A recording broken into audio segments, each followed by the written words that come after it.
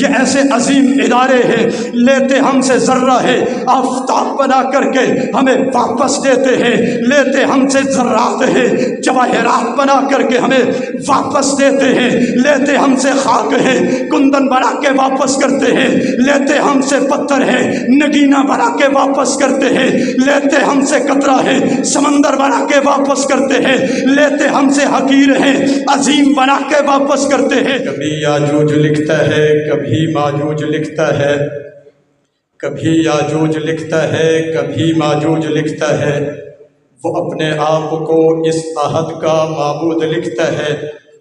اسے کہہ دو یہ زر امن کا درس دیتے ہیں، اسے کہہ دو یہ زر امن کا درس دیتے ہیں، وہ پاگل مدرسے کی ریت کو بارود لکھتا ہے۔ انتہائی واجب الاحترام، لائق صد تعظیم و تکریم معزز سامعین ذی وقار، بالخصوص اسٹیج پر موجود ہماری آج کی کانفرنس کے روح رواں حضرت مولانا سید احمد شاہ صاحب دامت برکاتہم العالیہ، سامعین ذی قدر، میرے ذمے آج کی گفتگو کے لیے جو عنوان لگایا گیا وہ ہے اہمیت مدارس۔ وقت صرف مختصر ہی نہیں بلکہ مختصر ترین ہے، اس لیے اپنے سارے تصورات، اپنے خیالات اور جذبات کو سمیٹ کر انتہائی اختصار کے ساتھ اپنے عنوان کے مطابق دو باتیں آپ احباب کی سماعتوں کے حوالے کرنا چاہوں گا۔ ایک بات مذہبی اور دیندار طبقے کو مدرسے کی اہمیت سمجھانے کے لیے، اور دوسری بات دنیا دار طبقے کو مدرسے کی اہمیت اور حیثیت سمجھانے کے لیے۔ جس آدمی کا دین کے ساتھ کچھ نہ کچھ واسطہ اور تعلق ہے، جس آدمی کے دل میں دین کی کچھ نہ کچھ محبت، الفت اور عقیدت ہے، اس کو مدارس کی اہمیت سمجھانے کے لیے صرف اتنا کہہ دینا کافی ہے کہ یہ مدارس دینیہ آمینہ کے لال، محبوب رب ذوالجلال، عبداللہ کے لخت جگر، ساری کائنات کے نور نظر، امام الانبیاء، سرتاج الانبیاء، محمد مصطفیٰ احمد مجتبیٰ صلی اللہ علیہ وسلم کی بعثت کے مقاصد کی تکمیل کا ذریعہ اور سبب ہے۔ اور دنیا دار طبقہ جو اپنے آپ کو کہتا تو مسلمان ہے مگر دین کے قریب نہیں آتا، دین سے خاص واسطہ اور تعلق نہیں ہے، ان کو مدارس دینیہ کی عظمت اور اہمیت سمجھانے کے لیے دوسری بات یہ کرنا چاہوں گا کہ آج مسلمان کا قیمتی ترین سرمایہ یا اس کا ایمان ہے یا اس کی جان ہے۔ مدارس دینیہ یہ ایمان کے تحفظ اور دفاع کا بھی سبب ہے، مدارس دینیہ انسانی جان کے تحفظ اور دفاع کا بھی ذریعہ اور سبب ہے۔ پہلی بات پہ گفتگو تفصیلی کرنا چاہتا تھا مگر وقت کی قلت کے پیش نظر صرف ایک بات عرض کرنے لگا ہوں، جیسے منصب نبوت جیسا اس کائنات میں اور منصب کوئی نہیں ہے، اس کائنات کی صدارتیں، وزارتیں اور بادشاہتیں منصب نبوت کی گرد کو بھی نہیں پہنچ سکتی ہیں، جیسے منصب نبوت جیسا کائنات میں منصب کوئی نہیں ہے، ایسے ہی مقاصد نبوت جیسے اس کائنات میں مقاصد بھی کوئی نہیں ہے، اور جیسے مقاصد نبوت جیسے کائنات میں مقاصد کوئی نہیں ہے، ایسے جن مقامات، جن اداروں، جن مدارس میں ان مقاصد کی تکمیل ہوتی ہے، کائنات میں ایسے عظیم ادارے بھی کوئی نہیں ہے۔ اور یہ عظیم کیسے ہے، یہ کیسے عظمت والے ادارے ہیں، یہ ایسے عظیم ادارے ہیں، لیتے ہم سے ذرہ ہے آفتاب بنا کر کے ہمیں واپس دیتے ہیں، لیتے ہم سے ذرات ہے جواہرات بنا کر کے ہمیں واپس دیتے ہیں، لیتے ہم سے خاک ہے کندن بنا کے واپس کرتے ہیں، لیتے ہم سے پتھر ہے نگینہ بنا کے واپس کرتے ہیں، لیتے ہم سے قطرہ ہے سمندر بنا کے واپس کرتے ہیں، لیتے ہم سے حقیر ہے عظیم بنا کے واپس کرتے ہیں۔ وہ کیسا عظیم بنا बना के वापस करते हैं। अल्लाह ने इसकी असमत को यूं दिखाया और समझाया। हम जिसे हकीर समझते हैं, हम जिसे जलील समझते हैं, हम जिसे फ़कीर समझते हैं, हम जिसे गरीब समझते हैं, उसे मदरसे में दाखिल करवा देते हैं। ये अहले मदारिस उसे अजीम बना करके मुआशरे में पेश कर देते हैं। अगर इसकी असमत को देखना है तो फिर यूं देखिए, मस्जिद का मंजर आकर के देखिए, जब नमाज खड़ी हो जाती है, ये मदरसे का फाजिल, ये मदरसे का हाफिज, ये मदरसे का कारी, ये मदरसे का आलिम जब मुसल्ला इमामत पे खड़ा होता है, जब ये सजदे में जाता है, इसके पीछे खड़े होने वाला, चाहे वो डॉक्टर हो, चाहे वो इंजीनियर हो, चाहे वो वकील हो, चाहे वो जज हो, चाहे वो चौधरी हो, नवाब हो, अवान हो, खान हो, चाहे वो सदर और वजीर आज़म क्यों ना हो, उसका सर जहां होता है वहां इसके कदम होते हैं। अल्लाह ने ये मंजर दिखा के, ये नक्शा दिखा के बता दिया। तुमने इसे हकीर समझ के मदरसे को दिया था, मदरसे ने इतना अजीम बना के दिया है, जहां तुम्हारी अजमतों की इंतहा होगी, जहां तुम्हारे ताज होंगे, जहां तुम्हारी पगड़ियां होंगी, जहां तुम्हारे सर होंगे, वहां इसके कदम होंगे। मजहबी तबके को मदारिस की अहमियत समझाने के लिए सिर्फ इतना काफ़ी है कि मदारिस दीनिया बैसत नबवी के मकासद की तकमील का ज़रिया और सबब है।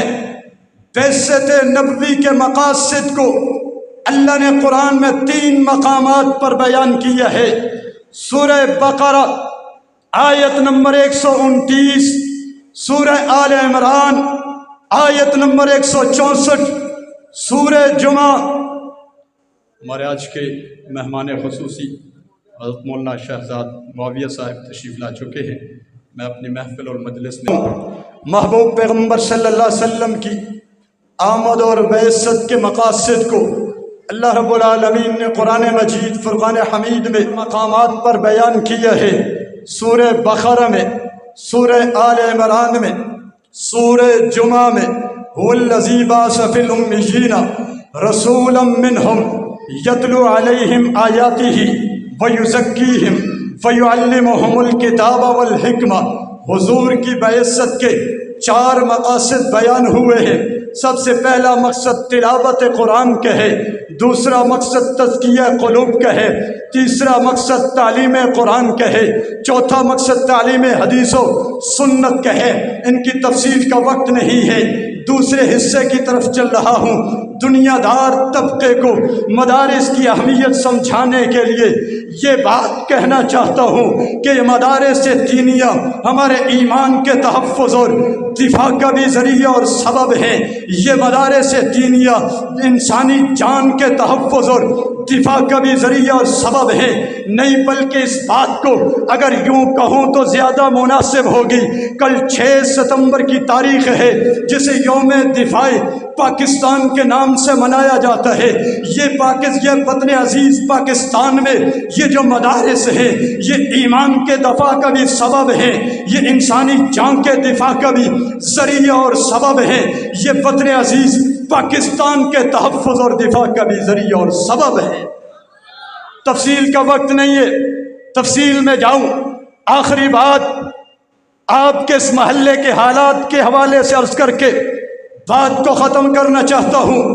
ये मदारिस दीनिया वतन अजीज़ पाकिस्तान का तहफ़्फ़ुज़ और दिफा भी सिखाते हैं। ये मदारिस दीनिया हमें बताते हैं ये सल्तनत, ये रियासत हमारी माँ की हैसियत रखती है। ये सल्तनत, ये रियासत, ये मुल्क, ये वतन हमारे लिए मस्जिद की हैसियत रखता है। इस वतन की खातिर लड़ना सवाब है, इस वतन की खातिर लड़ना जिहाद है। लड़ते लड़ते कट जाना शहादत है और बच जाएं तो ये सआदत है। इन मदारिस में जहाँ पे ईमान का तहफ़्फ़ुज़ और दिफा किया जाता है, वहीं पे इंसानी जान का तहफ़्फ़ुज़ और दिफा भी सिखाया जाता है। वहीं पे वतन अजीज़ पाकिस्तान का तहफ़्फ़ुज़ और दिफा भी सिखाया जाता है। ये परसों आपके इस महल्ले में एक बदबख्त ایک لعین، ایک شقی القلب انسان نے محبوب پیغمبر صلی اللہ علیہ وسلم کی عظیم ترین، برتر و بالا، افضل و اعلیٰ، مقدس، مطہر، معطر، منور شان میں گستاخی کی ہے۔ یہ اتنا بڑا جرم ہے، زمین پھٹ جائے تو کم ہے، آسمان ٹوٹ کر کے زمین پہ گر جائے کم ہے، سورج ستارے اپنی روشنی سے محروم ہو جائے یہ کم ہے۔ اس لعین، بدبخت، اس دیوس اور دجال کی یہ بدمعاشی یہ اس سے بڑھ کر کے ہے۔ لیکن ایسے حالات میں، ایسے موقع پہ مدارس اور اہل مدارس عوام کو درس، سبق اور پیغام کیا دیتے ہیں؟ وہ پیغام عرض کرنا لگا ہوں۔ مدارس دینیہ، اہل مدارس ایسے موقع پہ تمہیں یہ درس، سبق اور پیغام دیتے ہیں کہ قانون کو ہاتھ میں نہیں لینا، بلکہ مجرم کو قانون کے ہاتھ میں دینا ہے۔ قانون کو ہاتھ میں نہیں لینا، مجرم کو قانون کے ہاتھ میں دینا ہے۔ میں سلام عقیدت پیش کرتا ہوں، سلام محبت پیش کرتا ہوں یہاں کی انتظامیہ کو اور اسٹیج پہ موجود اپنے اکابرین علماء کو، جنہوں نے مدارس دینیہ سے یہ سبق، درس اور پیغام لے کر کے قوم تک پہنچایا ہے، اور انتظامیہ نے بر وقت اپنی ذمہ داری کا ثبوت دیتے ہوئے اس بے ایمان، اس دیوس اور دجال پہ FIR بھی درج کی ہے، اسے پابند سلاسل بھی کیا ہے۔ میں انتظامیہ کو یہ پیغام دینا چاہتا ہوں، اگر تمہارا تعاون ہمارے ساتھ یوں ہی چلتا رہا تو انشاءاللہ ہمارا تعاون بھی تمہارے ساتھ چلتا رہے گا۔ تم نے ہمیں کہا ہے قانون ہاتھ میں نہیں لینا، مجرم قانون کے ہاتھ میں دینا ہے۔ ہم نے مجرم اٹھا کر کے قانونی اداروں کے ہاتھ میں دے دیا ہے۔ اسے قرار داد واقعی سزا دینا یہ تمہاری ذمہ داری ہے۔ اگر تم اسے کیفر کردار تک پہنچاؤ گے، ہم چھانا بشانا قدم بقدم تمہارے ساتھ چلیں گے۔ اگر تم نے وہی پرانا سابقہ رویہ اختیار کیا تو اللہ کی قسم تم بھی ان عاشقوں کی تاریخ سے واقف ہو۔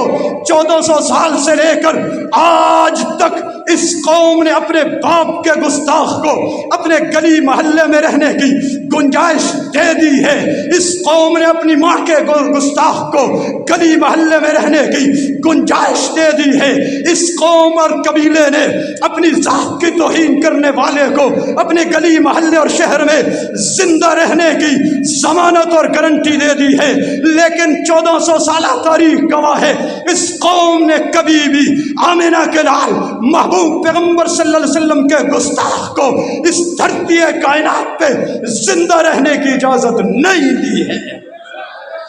اگر تم ہمارے ساتھ تعاون کرو گے، ہم تمہارے ساتھ تعاون کریں گے۔ میں تمام سیکورٹی اداروں کو سلام محبت پیش کرتا ہوں اور انہیں کہنا چاہتا ہوں یہ تمہاری دوہری ذمہ داری ہے، تمہاری ڈیوٹی کی بھی ذمہ داری ہے۔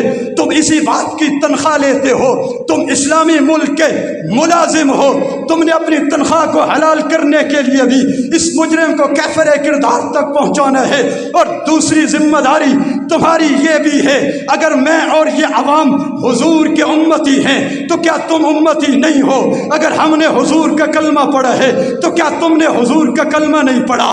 کیا اگر ہمارے دل میں حضور کا عشق، پیار اور محبت ہے تو کیا تمہارے دل میں حضور کا عشق، پیار اور محبت نہیں ہے؟ کیا اگر ہم مسلمان ہیں تو تم مسلمان نہیں ہو؟ کیا اگر ہمیں حضور کی شفاعت کی ضرورت ہے تو تمہیں شفاعت کی ضرورت کیوں نہیں ہے؟ جیسے ہم مسلمان ہیں، جیسے ہم حضور کے امتی ہیں، جیسے ہم حضور کا کلمہ پڑھتے ہیں، اداروں والوں تم بھی حضور کا کلمہ پڑھتے ہو، تم بھی حضور کے امتی ہو۔ ہم تم سے توقع اور امید رکھتے ہیں، اگر اس مجرم بے ایمان دیوس اور دجال کی توہین واقعتاً ثابت ہو چکی ہے تو ہم تم سے امید رکھتے ہیں یہ واپس زندہ گھر میں نہیں آنا چاہیے۔ کیوں؟ اس لیے کہ گستاخ رسول کی ایک ہی سزا، گستاخ رسول کی ایک ہی سزا، سرتن سے جدا، سرتن سے جدا۔ وآخر دعوانا ان الحمدللہ۔